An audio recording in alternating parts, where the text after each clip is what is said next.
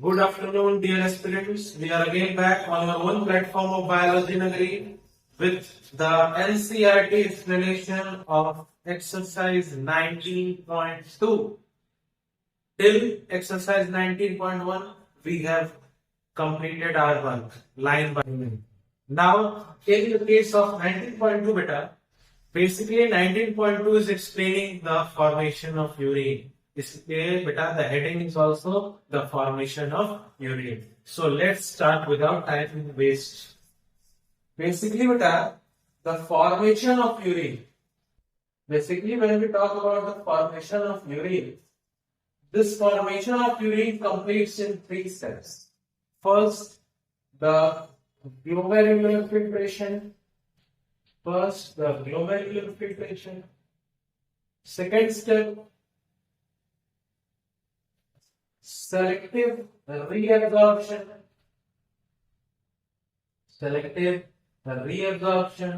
And third and the last step, which is going to complete the formation of urine, is tubular secretion.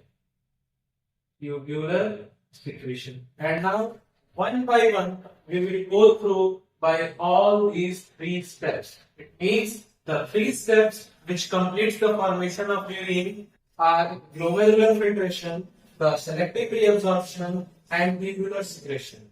In a rough manner, I am going to show you that what is going to happen in this process, and also in detail we will go through it.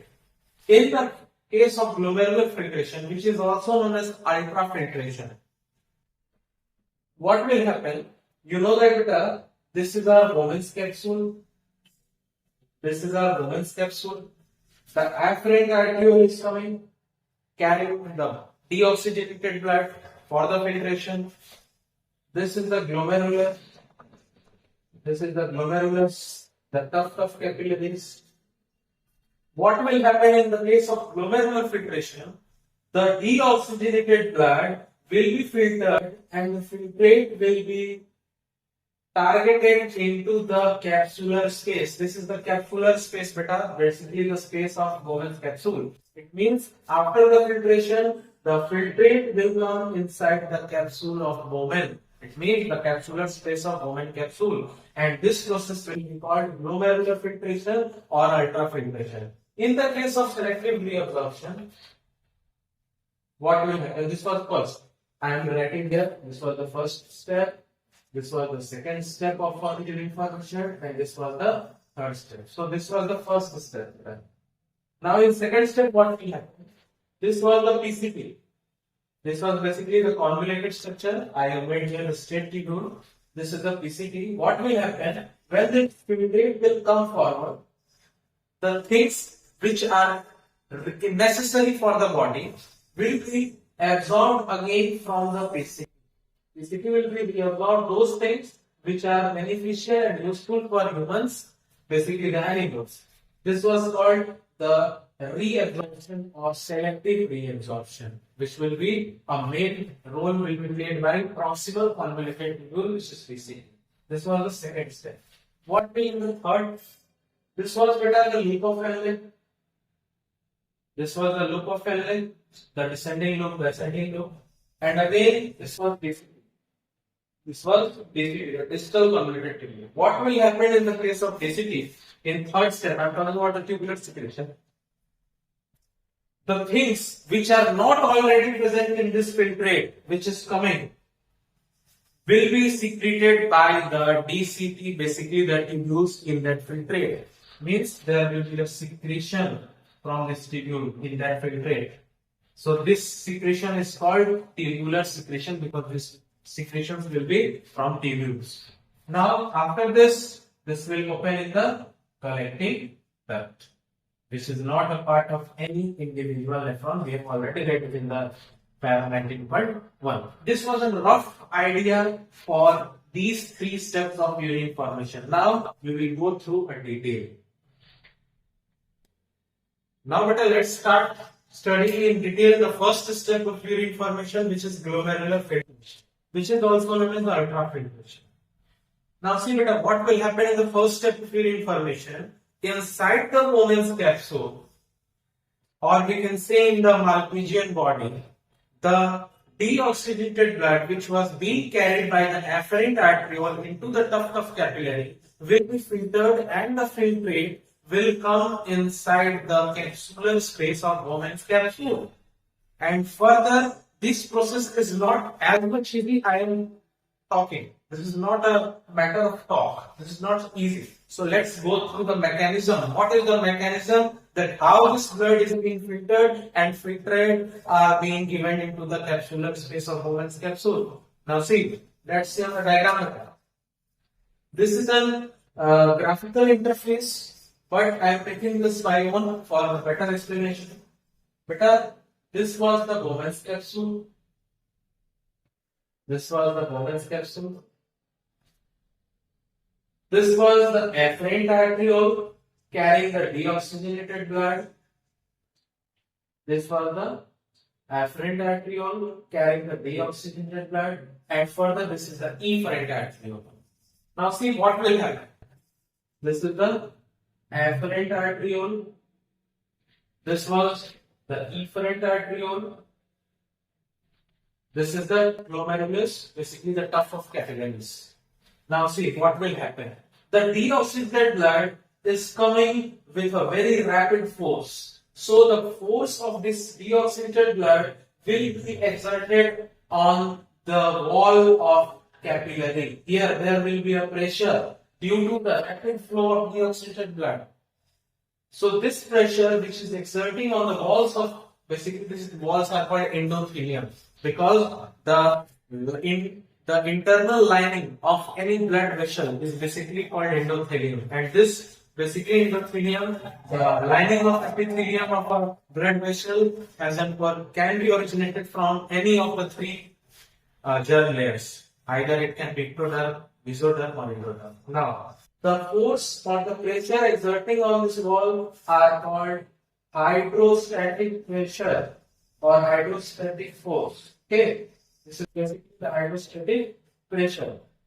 And this pressure, the hydrostatic pressure, is favoring the filtration, because the filtration is being succeeded only due to this pressure, the hydrostatic pressure, basically the pressure exerted by the rapid flow of blood on the walls of capillary near to the woman's capsule.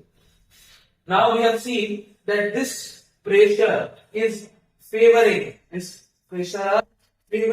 filtration, but there are also some pressure which are opposing this filtration. Now see which are they. This capsule, woman's capsule, is also exerting pressure on the opposite direction toward the blood vessel, the capillary. This is called capsular pressure. Basically, this is called capsular pressure. But this capsular pressure is not favoring the filtration. These are opposing the filtration. So, this pressure was favoring the filtration. This pressure will oppose filtration. Oppose the filtration. Okay. Now, this capsular pressure is not single to oppose the filtration. There is also another pressure which will also oppose the filtration, which is basically exerted by the albumin present in the blood. Here in the blood there will be a protein called albumin, and we know that albumin resists the outflow from the blood vessel. So the albumin present here will exert a colloidal pressure which is called colloidal osmotic pressure. Colloidal osmotic pressure, which was being exerted due to albumin present inside the blood, and albumin is a protein because of that. And this will also oppose. It means there are two pressures which are opposing the filtration and one pressure which is favoring the filtration. And the two pressures which are opposing are colloidal osmotic pressure and capsular pressure. And the pressure which is favoring the filtration is a hydrostatic pressure. So can we assume that the hydrostatic pressure HP, if the hydrostatic pressure is greater than the sum of colloidal osmotic pressure and capsular pressure, then only there will be the successful filtration. It means in the condition of filtration there will be the hydrostatic pressure should be greater than the sum of colloidal osmotic pressure which was being exerted by the albumin of the blood and the capsular pressure which was exerted by the Bowman's capsule basically. So this was the condition for the filtration. And what will happen if we will subtract the sum of colloidal osmotic pressure and capsular pressure from the hydrostatic pressure? Yes, we will get the net filtration pressure. We will get the net filtration pressure. Is this mechanism understood? Have you understood this mechanism? I am repeating because these are some mathematical question of here. What is this? Basically, we are subtracting the sum of the pressure which are opposing the filtration by the favoring pressure. It means this pressure was favoring the filtration. These both pressure were opposing the filtration. We have subtracted the sum of this both opposing pressure from the favoring pressure. We got the net filtration pressure. This is called NFP. Basically, this is the net filtration pressure. Is it clear? Basically, the value of this net filtration pressure will be 10 mmHg. Okay, this is the value of net filtration pressure. Now let us see how the filtrate will enter in the capsular space. After getting the net filtration pressure, which was 10 mmHg, now see how the filtrate is being given to the capsular space. Basically, this is the blood capillary. And we know that the inner lining of this blood capillary should be crossed. Okay. So this was the first layer which should be crossed by the filtrate. This is the second layer which is called the basement membrane, which is basically the non-cellular basement membrane. This is the basement membrane, which is basically non-cellular. This was the second layer. Now, this wall of Bowman's capsule contains some cuboidal epithelium specialized cells which are called podocyte cells. And these podocyte cells are something like this. These are the podocyte cells which are on the wall of Bowman's capsule. Now see, the space between these podocyte cells, a very minute space between these podocyte cells. I am drawing like this for that. The filtrate has to come from this route. It means if the size of the filtrate will be smaller than this space, and the space between these podocyte cells are called slit pore. Basically, this space is called filtration slit or slit pore. Filtration slit. NCERT has mentioned the filtration slit as well as slit pore. So if the size of the filtrate will be smaller than the size of the slit pore or the filtration slit, then only they will be able to enter in the capsular space of Bowman's capsule. It means, I am repeating my lines. First, this filtrate has to cross the wall of blood capillary, basically the endothelium. After that, there is a second membrane which is called the basement membrane, non-cellular basement membrane. The third layer which have to cross on the filtrate to come inside the capsular space are the podocyte cells on the wall of Bowman's capsule, and there are winding gap between the podocyte cells which are called the filtration slit or the slit pore, and then after crossing these three membranes, the filtrate has finally reached the capsular space. It means these three membranes has to cross by the filtrate to enter into the Bowman's capsule. Or basically, I am trying to say these three membranes should be crossed to complete the first step of urine formation, basically the Bowman ultrafiltration or the glomerular filtration. That's why these three membranes are combinedly called the filtration membrane or glomerular membrane. These three membranes are combinedly called a filtration membrane. Filtration membrane.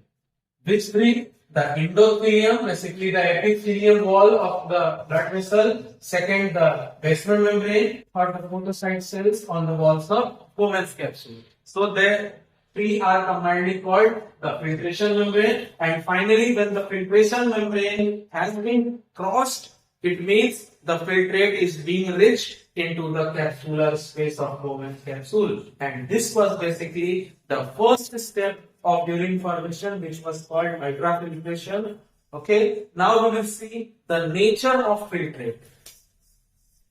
Now see what the nature of filtrate. It means when the deoxygenated blood has been filtered, the filtrate has been reached into the capsular space of Bowman's capsule. Then now how and what is the nature of that filtrate? So basically this filtrate is better when we will extract the cells of blood from a blood. After that we have found what? We have read some plasma. After that we will subtract the plasma protein from the plasma. Then we will get the actual filtrate. It means basically the nature of filtrate is very much similar to the plasma. And I want to tell you that beta, maximum of the secretion of our body like cerebrospinal fluid, CSF and many more are the derivatives of this plasma. And similarly, this filtrate is also very much similar composition, basically having the similar mineral composition as plasma. So this was the nature of filtrate. Now see what happens. Out of the total cardiac output, basically 6,000 milliliter per minute. This is basically the output, cardiac output of a healthy human being. This is a healthy human being's cardiac output. Out of which only 20% of the blood is being given to the kidney. It means kidney is getting the 20% of this total output, which is basically 1200 ml. 20% of 6,000 is 1200 ml. Out of which we know that only 55% of the blood is plasma. It means the 55% of 1200 ml which is being received by the kidney from the total cardiac output, which is basically 660 ml. The 55% of 1200 is 660 ml. It means basically this is the plasma, and out of which only 660 ml has to convert into filtrate. It means the filtrate is not coming from the total portion which is being given to the kidney from the total cardiac output. It is only the portion of the plasma from that 20% of the blood which is being received by the kidney from the total cardiac output. So this is called the renal plasma flow. Basically, the 55% is the composition of plasma inside the blood. We know that. We've already studied into the circulatory system, the chapter of heart. But we know that the total cardiac output of a healthy human being is 6,000 ml, which is called 6 liter, approximately 6 liter, out of which only 20% is being given to the kidney, which is approx 1200 milliliter or 1.2 L liter, out of which 55%, which is the portion of plasma, which is approximately 660 ml, is called the renal plasma flow. And from this amount, the filtrate will be filtered. It means the filtrate is only being filtered from the 55% of the total blood received by the kidney from the cardiac output. Is it clear? This is called the renal plasma flow beta. Renal plasma flow. The renal plasma flow, which is basically 660 ml. Have you got this calculation? Make this calculation clear in your mind, because many of the multiple choice questions in the NEET and many more entrance exams be derived from this calculation. That's why some of the students also say that this is the hardest chapter of human physiology. But don't take that type of burden. See here, I am repeating that filtrate is basically the when first we have to take the blood, reduce the cells of that blood. After that, you will get the plasma of that blood. After getting the plasma, subtract the proteins of plasma from that portion of plasma. Then you will get basically the filtrate. It means filtrate is very much similar to the composition of plasma. Now, out of total cardiac output, which was 6,000 milliliters per minute in a healthy human being, only 20% of that total output is given to the kidney, which is approx 1200 ml or 1.2 liters. Out of which totally blood, we know that 55% is the portion of plasma in the blood. So 55% is basically 660 ml. So from this 660 ml, we will extract the filter in the capsular space. Is it clear? Now see. Now see better. For giving a concept of ncert, I want to introduce you with an anatomy.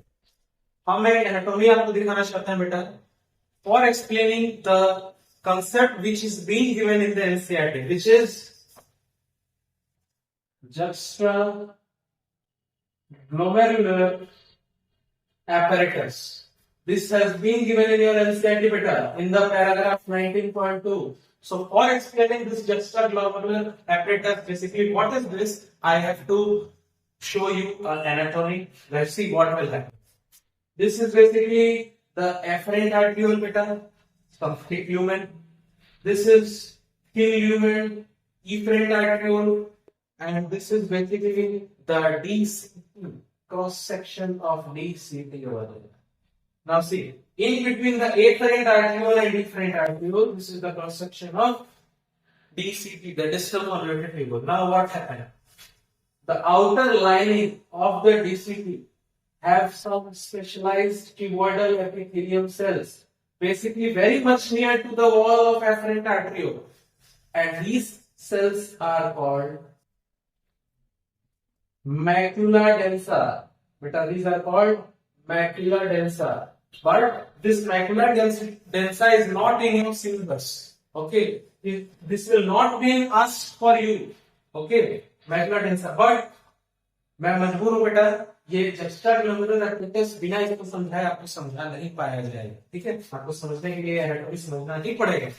That's why this simple cuboidal epithelium cells which are being present on the wall of DCT, the outer wall of DCT, which is very much near to the wall of afferent arteriole. Similarly, there are also some cells present on the outer lining of afferent arteriole. Basically, this is the afferent arteriole beta.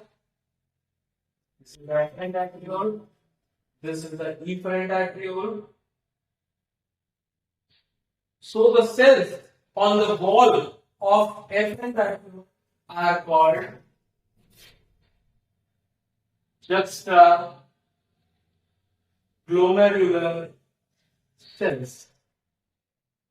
And both of these cells, the juxtaglomerular cells on the wall of afferent arteriole as well as on the wall of DCT, the macula densa, these both will combinedly called the juxtaglomerular apparatus, which is being given in your NCERT. ये समझाने के लिए मेरे को समझाना पड़ा the anatomy, which is the macula densa and glomerular apparatus cells are combinedly called the juxtaglomerular apparatus. ठीक है, बेसिकली DCT के बाहर वॉल्स पे जो मैकुला डेंसा स्पेशलाइज्ड सेल्स हैं वो, और जो एकदम पास में एफरेंट आर्टियोल के दीवार पर juxtaglomerular सेल्स हैं, इन दोनों को आपस में मिलाकर कंबाइंडली बोला जाता है juxtaglomerular apparatus. I hope this was very much clear. Now see beta, what are basically in the urine and how can be considered a urine? बेटा बेसिकली जो डीऑक्सीजनेटेड ब्लड में से फिल्ट्रेट कैप्सुलर स्पेस में आया common capsule के, वो तो आगे बढ़ेगा पीसीटी से, लूप ऑफ एनले होते हुए डीसीटी और फाइनली जाकर के कलेक्टिंग डक्ट में यूरिन कंसीडर हो जाएगा. लेकिन अगर आपसे पूछा जाए कि यूरिन में क्या क्या है, तो बेसिकली देखिए यूरिन में दो चीजें होती हैं बेटा. बेसिकली यूरिन में दो चीजें होती हैं. पहली वो चीजें जो कि फिल्ट्रेट के द्वारा आगे बढ़ी पीसीटी में लेकिन रीएब्सॉर्ब नहीं की गई। इसका मतलब पहला वो चीज जो कि फिल्टर हुई लेकिन रीएब्सॉर्ब नहीं हुई। बीइंग फिल्टर्ड, पहला चीज क्या होगा, being filtered but not reabsorbed by PCT और अदर एल्स। पहली तो ये चीजें होगी यूरिन में। दूसरी वो चीजें जो कि फिल्टर नहीं हुई या था ही नहीं उसमें लेकिन ट्यूब्यूल्स द्वारा सिक्रीट की गई लेकिन रीअब्सॉर्ब नहीं की गई, वो भी यूरिन में होगा। दूसरी चीजें सिक्रीट हुई, being secreted but not reabsorbed, तो दो तरह की चीजें बेटा यूरिन में लास्ट तक में पहुंच पाई। पहली वो चीजें जो कि फिल्टर हुई लेकिन रीअब्सॉर्ब नहीं की गई, दूसरी वो चीज जो ट्यूब्यूल्स द्वारा सिक्रीट की गई लेकिन रीअब्सॉर्ब नहीं की गई। और कौन कौन नहीं पहुंच पाया यूरिन में, जो चीजें बॉडी ने वापस से रीअब्सॉर्ब कर ली वो यूरिन में नहीं पहुंचा। तो बेसिकली यूरिन में यही दो चीज पहुंच पाती है लास्ट में। और याद रखिएगा बेटा, जब तक this route is not fully covered, जब तक कलेक्टिंग डक्ट में नहीं पहुंच गया तब तक यूरिन हम नहीं कह सकते। This is technically wrong. Urine तभी कह सकते हैं जब इसमें पहुंच गया कलेक्टिंग डक्ट में। Is it clear? I am repeating this thing बेटा। पहली यूरिन में वो चीजें पहुंची हैं जो कि फिल्टर तो हुई है, आई है, लेकिन रास्ते में रीअब्सॉर्ब नहीं किया गया। दूसरा चीज जो कि सिक्रीट तो किया गया लेकिन रीअब्सॉर्ब नहीं किया गया। This was basically the urine. This was approximately the para-19.2. अब बेटा आप लोग अपनी एनसीईआरटी से देख लीजिए, पूरी की पूरी 19.2 के एक एक चीजों को मैंने एक्सप्लेन कर दिया है।